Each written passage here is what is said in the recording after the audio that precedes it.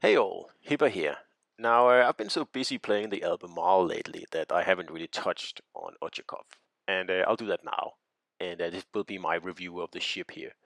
And I'm using an agile build with Makarov here, and I have Müller as inspiration along with Azure Lane Baltimore.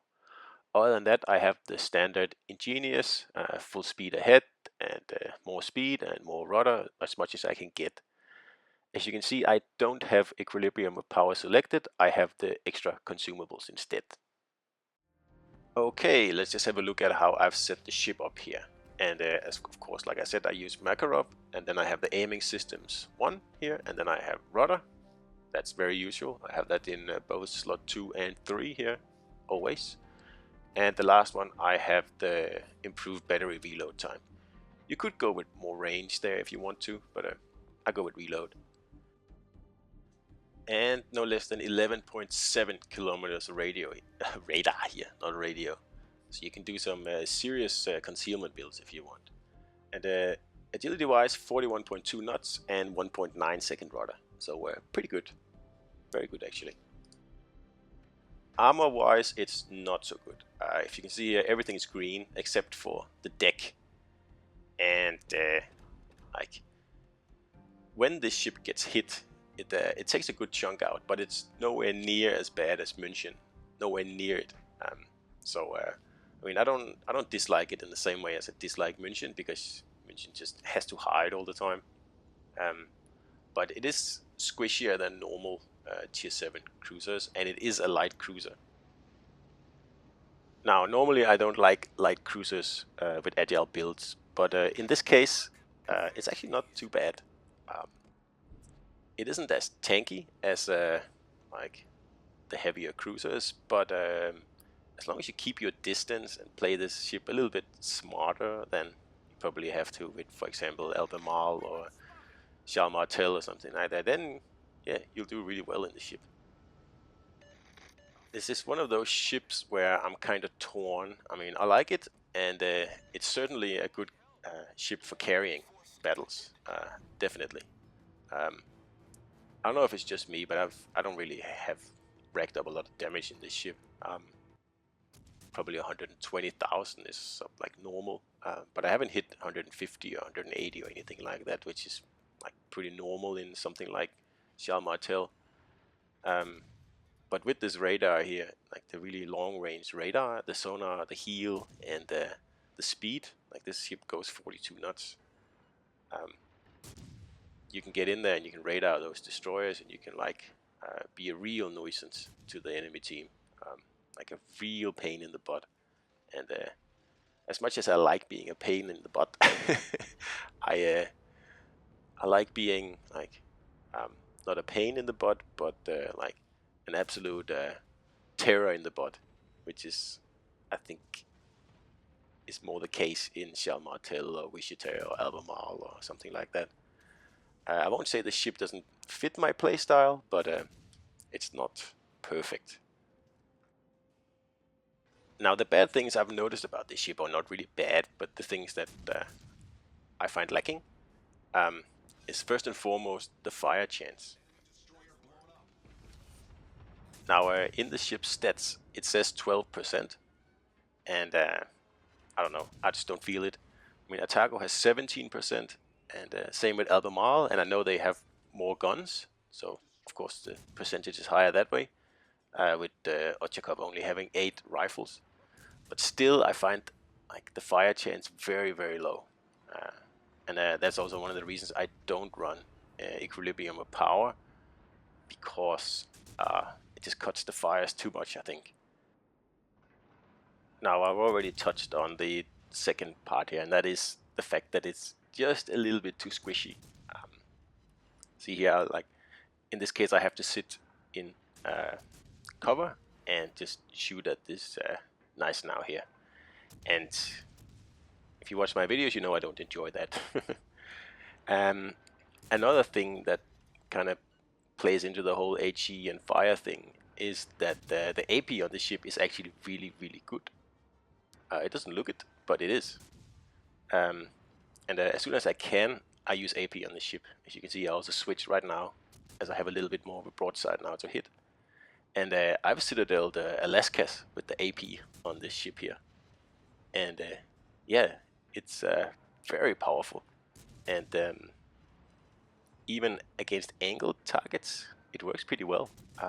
So I suggest you use AP anytime you can get away with it in this ship here. It's I'm not sure it's better than the HE, but it's certainly very, very powerful. Now, compared to like a pure agile cruiser like Charles Martel or something like this, this Ochakov here, it's a little bit more passive, I think. You don't even have to get very close to the action to use your radar because it has nearly 12-kilometer range.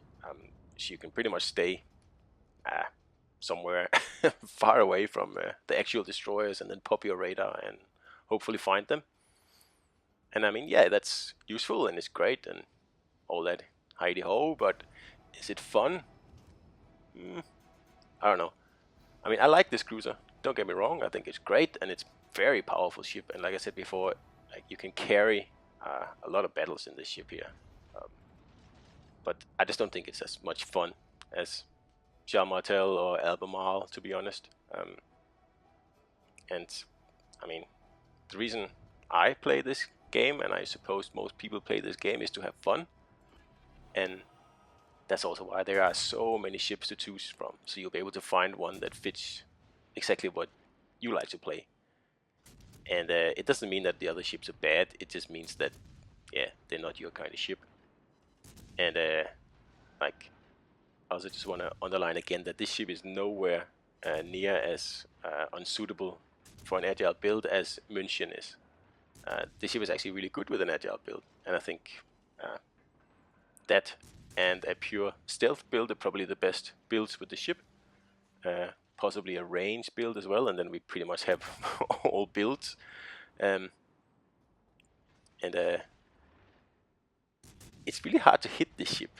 If you just saw that Poltavar there taking a shot at me, I'm not really sure. I think it's because the ship is really small. At least it looks small. I mean, and the turning radius is 750. But it just it's a bit of a little bit of magic sometimes, I think. And this like uncanny ability here results in quite a lot of hate mail for this ship here. Now, I don't usually get hate mail, maybe once or twice a month, something like that. But in this ship, I've already had 5 or 6 hate messages on Xbox Live, and I mean, not because I'm shit, but because I've been burning down battleships from afar while dodging their rounds. And I mean, I do that in every cruiser, so I don't know what's so special about this one, but I'm guessing that it's the fact that it's so hard to hit. I mean, from an agile perspective, that's really good, and I enjoy that. I just don't understand why it is. That's more of a problem there, because it definitely takes less hits than Charles Martel, for example, in the same situation, that's for sure. But then on the other hand, when you do take a hit, it really hurts. Not as much as in München, but it does hurt. Now, I did get hate mail after this match as well, and I'm not going to tell you who sent it, but I'm saying the situation is exactly the same as I mentioned earlier. Another thing I find really useful about this ship are the torps. They are quite nasty. They don't have that much range, but when you get to into a position where you're able to use them, they are pretty horrible. In a good way, that is. So here we use the agile turn to just get a little bit of more damage in here while he's loading. But like I was saying about the torps, I mean, they don't have the range to, like in an Otago, to sit out here and torp battleships in the cap. But it's perfect for ambushes, like really.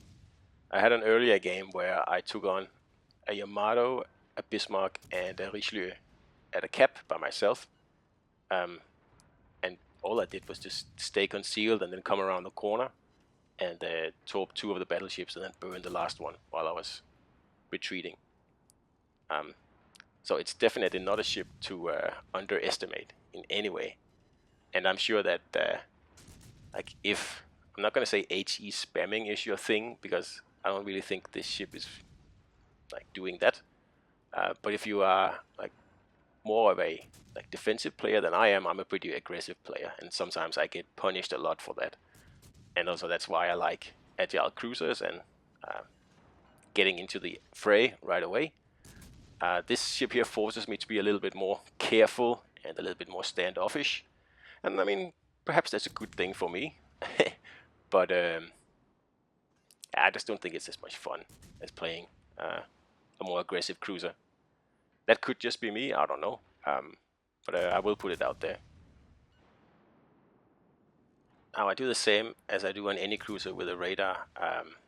I use the extra consumables perk on the commander, and in this case I don't really have to give up anything, because the penetration, the HE penetration on this ship here is 1/5, and that's almost as good as the Germans. So really there's no point adding EOP, which means I'm free to use the fully packed perk instead, which I'm doing, and gives me 3 heals and 3 radars and 3 sonars, and I like that. Like, I think a radar cruiser should have as many radars as possible, and it does give you an extra sonar as well, but that's less useful.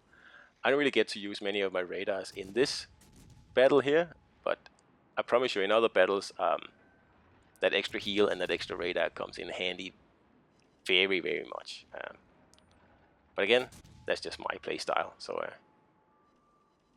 if you want to go with one of the other perks, of course that's up to you.